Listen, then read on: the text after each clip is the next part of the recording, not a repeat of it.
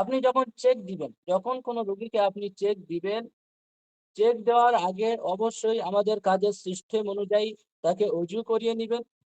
অজু করিয়ে নেওয়ার পরে তার শরীর থেকে তাবিজ কবজ আপনি খুলবেন।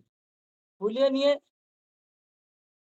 আগের দিন যে সিস্টেমটা আপনাদেরকে ছিল, দরুদে ইব্রাহিমের আমল ছিল, কিন্তু এখনকার আমলটা হয়তো প্রসেস একই, কিন্তু আমলটা একটু ভিন্ন।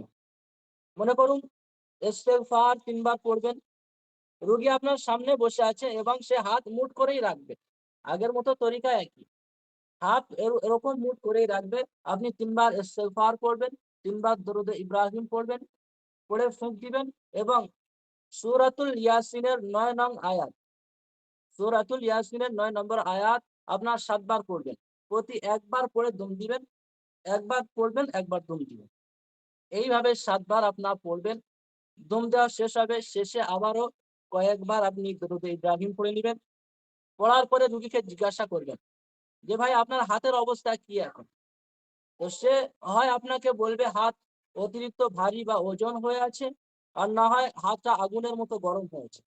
এই ২ টার মধ্যে যদি কোনোটাই বলে মনে করবেন জিনের সমস্যা, এবং আপনি তার হাতটা খেয়াল করবেন ডান দিকে বাম দিকে হিলাহিলি করছে, যেতে চাইছে। তখন আপনি মনে করবেন যে রোগীটার জাদুর সমস্যা।